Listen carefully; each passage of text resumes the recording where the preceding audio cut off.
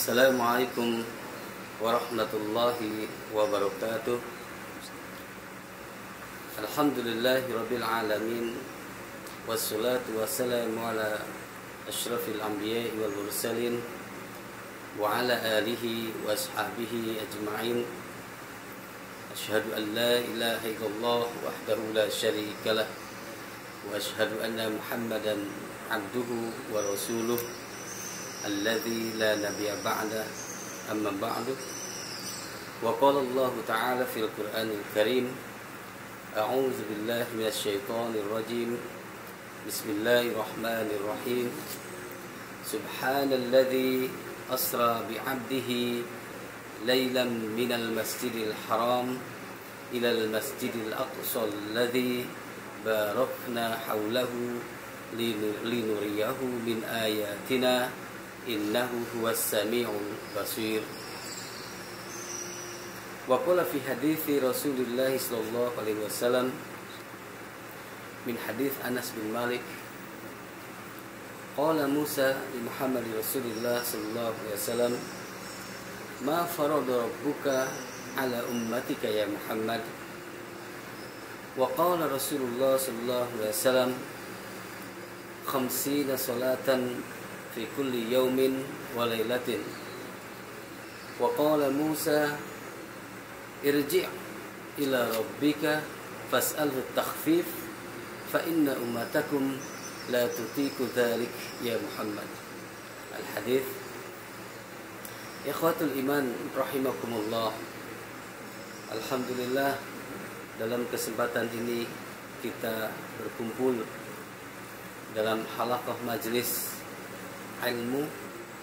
Mudah-mudahan ini bagian dari tabungan kelak di yaumil akhir yang Rasulullah telah janjikan bagi orang yang berusaha datang terhadap majelis ilmu. Sebagaimana hadis Rasulullah sallallahu alaihi wasallam, sahalallahu lahu bihi tariqan ilal jannah. Allah akan memudahkan jalan menuju surga bagi orang yang berada di majelis ilmu atau datang terhadap majelis ilmu. Ikhwatul iman rahimakumullah, dalam kesempatan ini kita punya satu sejarah di dalam Al-Quran, satu cerita, kisah di dalam Al-Quran. Tetapi di dalam Al-Quran itu hanya satu ayat yang menjelaskan tentang Isra Mi'raj, dan itu disimpan di dalam ayat pertama surat Al-Isra.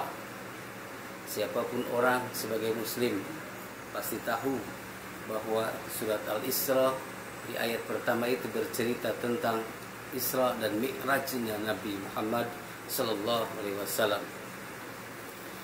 Salah satu bukti bahwa Isra Mi'raj Rasulullah sallallahu alaihi wasallam itu adalah betul dicantumkan dalam Al-Quran surat Al-Isra ayat 1, sebagaimana Allah berfirman, subhanalladzi asra bi'abdihi lailan minal masjidil haram ilal masjidil aqsa alladzi barakna haulahu linuriyahu min ayatina innahu huwas sami'ul basir.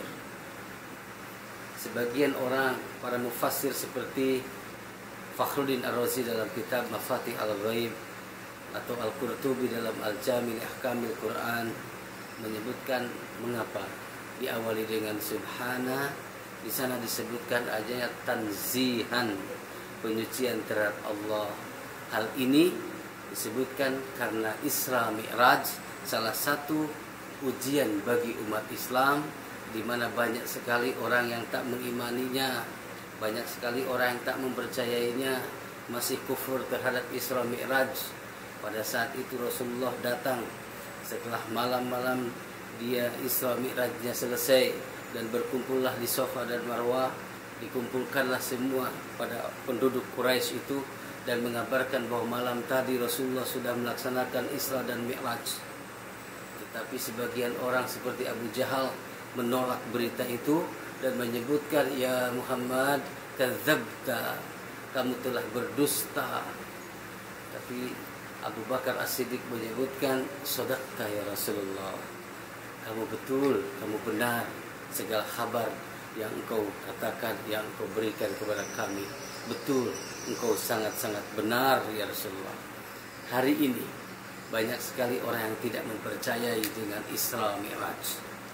Salah satu buku yang menolak dan banyak sekali yang tidak mempercayai adanya Isra dan Mi'raj itu adalah Asy-Syalabi. Asy-Syalabi dalam bukunya yang menjelaskan tentang bahwa Nabi Isra dan Mi'raj itu tidaklah betul jasad dan ruhnya itu naik. Tidak mungkin pada satu malam Rasulullah melakukan hal itu. Kenapa? Kalau dihitung dari jaraknya Mekah ke Baitul Maqdis itu sekitar 7.665 km. Kalau jalan kaki itu menempuh jarak sekitar 1.225 jam. Tidak mungkin satu malam beliau Rasulullah boleh menyelesaikan atau bisa menyelesaikan dari Mekah minal Masjidil Haram ilal Masjidil Aqsa, yaitu Baitul Maqdis, ditambah lagi Mi'raj terhadap Sidratul Muntaha. Hal ini yang tidak mungkin dan banyak sekali orang yang tidak mempercayainya sampai saat ini. Banyak sekali yang tidak mempercayainya. Nah, ini sebuah ujian bagi kita. Apakah kita mengimaninya terhadap hal-hal yang gaib, terhadap hal-hal yang diberitakan oleh Rasulullah yang telah Rasulullah alami pada saat itu, yaitu Isra dan Mi'raj. Ya khatul iman rahimakumullah. Hal ini salah satunya sebagian dari keimanan kita terhadap apa yang dilakukan pernah dulu Rasulullah SAW melalui Isra Mi'raj. Saya memberikan logika bagi orang yang tidak mempercayai dengan Isra Mi'raj. Hal yang tidak mungkin katanya. Isra Mi'raj dalam satu malam dari Makkah sampai Baitul Maqdis, terus ditambah lagi Sidratul Muntaha, dia melewati 7 langit. Hal yang tidak mungkin. Tapi ketika dari sisi bahasa, dari aspek bahasa kita ambil contoh Asra itu bukan berjalan sendiri, karena diteruskan dengan kalimat bi'abdihi, dengan hambanya, yaitu Rasulullah. Nah, di sini jadi Allah menjalankan Nabi Muhammad Rasulullah, bukan jalan sendiri. Orang yang tidak mempercayainya itu karena menganggap bahwa Rasulullah itu jalan sendiri, dan hal yang tidak mungkin kalau jalan sendiri, dan itu dijalankan. Logikanya gini, kalau ada semut seekor semut disuruh berjalan dari masjid ini, dari tempat ini untuk berjalan ke Saudi, apakah sampai atau tidak? Saya yakin semut itu tidak akan sampai. Tapi karena semut itu contoh berada di pundak kita, terus kita beli tiket ke Saudi dan kita naik pesawat ke Saudi, otomatis semut ini akan sampai ke Saudi. Begitu juga Rasulullah SAW dalam hadis Anas bin Malik, didatangkanlah Buraq.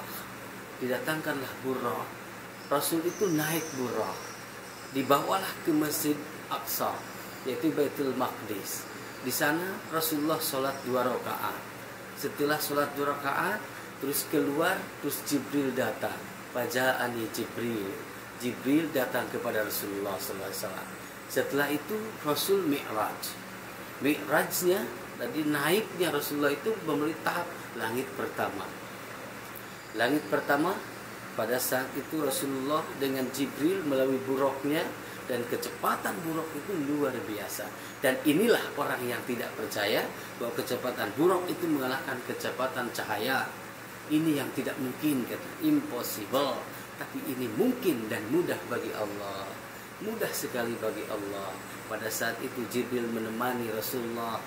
Terus Rasulullah itu ditemani dan menunggangi Buraq. Pada saat menjumpai atau mendekati langit pertama, yaitu Sama'i Dunya, fastaftaha Jibril meminta dibukakan langit pintunya. Ketika itu ada yang bertanya, man anta, siapa kamu? Menjawablah Jibril, ana Jibril. Terus waman ma'aka, bersama siapakah kamu? Dijawablah Muhammad Rasulullah SAW. Fafatahalana, dibukakanlah pintu langit itu. Masuklah Rasulullah dan berjumpa dengan Nabi Adam. Nabi Adam berjumpa pada langit pertama. Ketika itu Jibril dengan Rasulullah naik lagi ke langit kedua. Sama seperti tadi pertanyaan dan jawabannya. ketemu di langit kedua dengan Yahya dan Isa. Terus naik lagi ke langit ketiga, bertemu lagi Rasulullah dengan Nabi Yusuf. Naik lagi ke langit 4, bertemu lagi Rasulullah dengan Nabi Idris. Naik lagi ke langit kelima, bertemu lagi Rasulullah dengan Nabi Harun. Terus naik lagi ke langit ke-6, bertemulah Rasulullah dengan Nabi Musa. Naik sampai akhir langit, yaitu langit ke-7, bertemulah dengan Nabi Ibrahim. Dan pada saat itu Rasulullah naik lagi ke Sidratul Muntaha, dan di sana berjumpa, disebutkan dalam hadis, ra'aitu rabbi nura. Di sanalah Rasulullah menaiki Sidratul Muntaha, dan belum ada makhluk yang sampai ke Sidratul Muntaha kecuali Rasulullah SAW. Dan saat itu ketika Rasulullah turun dari Sidratul Muntaha sampai pada langit ke-6, berjumpalah dengan Nabi Musa. Ditanyalah, sebagaimana tadi hadis yang saya sebutkan di awal, ditanyalah Rasulullah oleh Nabi Musa, ma farada rabbuka ala ummatika ya Muhammad. Apa yang Rabbmu telah wajibkan kepada umatmu Muhammad. Pada saat itu Rasulullah menjawab di hadis Anas bin Malik, khamsina salatan fi kulli yaumin wa lailatin. 50 kali salat dalam setiap hari dan malamnya. Pada saat itu Nabi Musa mendengar ada 50 waktu salat dari kewajiban Allah untuk umat Muhammad. Pada saat itu disebutkan oleh Nabi Musa kepada Muhammad, ya Muhammad, inna ummatakum la tutiku dzalik. Sesungguhnya umat kamu tidak akan bisa mampu melakukan hal itu. Artinya melakukan sholat selama 50 waktu sehari semalam. Farji' ila rabbika fas'alhu takhfif. Balik kamu ke Rabbmu dan mintalah ke Rabbmu keringanan, rukhsah. Artinya keringanan dari 50. Singkat cerita, dinaik lagi Rasulullah ke atas, bertemulah Allah, dan diturunkanlah menjadi 5. Ketika turun lagi bertemu dengan Nabi Musa, ditanya lagi, apa yang Allah sudah wajibkan kepada umatmu yang Muhammad? Dijawablah. Pada saat itu Rasulullah menjawab, khamsan. Salawat 5 kali waktu salat fi kulli yaumin wa lailatin. Apa kata Nabi Musa? Fa inna ummatakum la tutiku dzalik. Sesungguhnya umat kamu tidak akan mampu melakukan 5 waktu salat. Farji' ila rabbika fas'alu takhfif. Maka kembalilah ke Rabbmu, mintalah keringanan. 5 waktu saja minta lagi keringanan. Kata Nabi Musa, farji' ila rabbika fas'alhu takhfif. Kembali kamu ke Rabbmu, minta keringanan. Umat kamu tidak akan mampu melakukan 5 waktu sholat. Di hadis yang lain disebutkan, inna ummatakum dhaif. Sesungguhnya umat kamu itu lemah, tidak akan mampu melaksanakan 5 waktu sholat. Kalau dilihat dari ucapan prediction atau prediksi dari Nabi Musa alaihissalam terhadap Rasulullah SAW, bahwa umat kamu tidak akan bisa melakukan 5 waktu sholat. Sampai sekarang masih banyak orang yang meninggalkan sholat 5 waktu. Masih banyak orang yang lalai sholatnya padahal cuma 5 waktu. Dan sholat pun tidak sampai 10 menit. Mungkin 2 menit atau 3 menit. Tapi masih banyak orang meninggalkan sholat. Betul sekali apa yang dilakukan atau diucapkan oleh Nabi Musa alaihissalam kepada Rasulullah, 5 waktu saja umat kamu tidak akan mampu melakukannya. Hari ini kita tengok, kita lihat berapa banyak orang yang tidak mampu melaksanakan sholat. Berapa banyak orang ketika azan masih di luar. Berapa banyak orang ketika azan masih lalai-lalai saja, tidak pernah memperhatikan sholat. Hal ini yang diungkapkan oleh Nabi Musa terhadap Muhammad Rasulullah SAW, bahwa keberatan sekali sholat kamu umat kamu Muhammad. Makanya disebutkan dalam surat An-Nisa, disebutkan idza qamu ila shalah qamu kusala. Di antara ciri orang munafik, kalau melaksanakan sholat itu mereka sholatnya lalai atau malas. Sebagaimana dalam surat Al-Maun disebutkan wailul lil musallin alladzina hum an salatihim sahun. Lalai, malas itu bagian dari ciri orang munafik. Nah, hari ini pesan Rasulullah ketika Isra dan Mi'raj adalah kewajiban melaksanakan atau menerima sholat 5 waktu sehari semalam, dan itulah pesan inti dari Isra dan Mi'raj.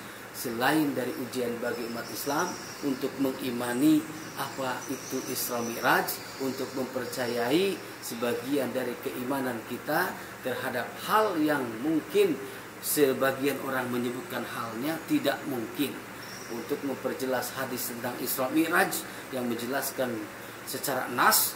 Silakan buka dalam bukunya Syekh Fadilah Syekh Nasiruddin Albani, khusus bukunya disebut Al-Isra wal Mi'raj, dan hadis-hadisnya mulai dari Abu Hurairah, Anas, Ali dan yang lainnya disebutkan, termasuk Ibnu Mas'ud, dan ditakhrij dan diberikan taklifnya, diberikan pengantarnya, diberikan takhrijnya, diberikan jarah ta'dilnya, jelas sekali di sana.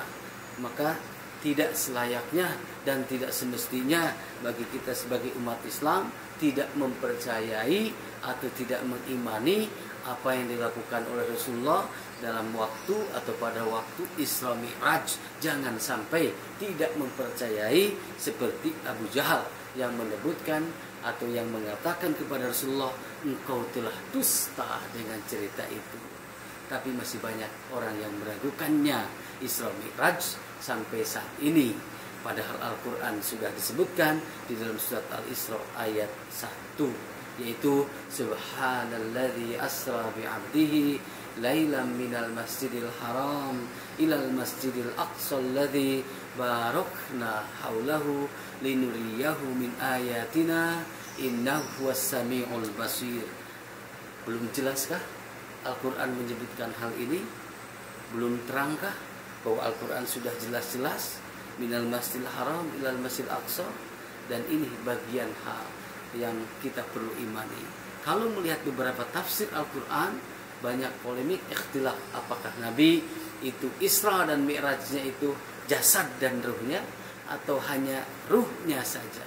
Tetapi ittafaqul ulama, semua ulama bersepakat, termasuk jumhur, termasuk ahli syiar, itu menyepakatinya bahwa Nabi itu Isra Mi'raj, jasadnya dan ruhnya, tidak hanya ruh seperti yang diungkapkan oleh Imam Asy-Syalabi atau Asy-Syalabi, disebutkan bahwa Rasulullah itu Isra-nya hanya ruhnya saja.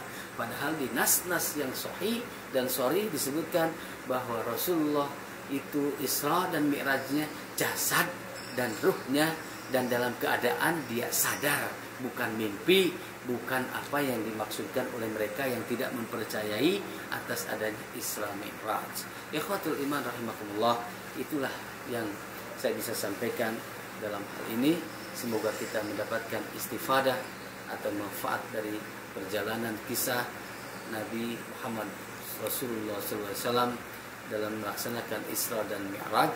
Yang pertama, kita ambil hikmahnya, salah satunya ujian bagi umat Islam apakah mengimani atau tidak terhadap kejadian Isra Mi'raj.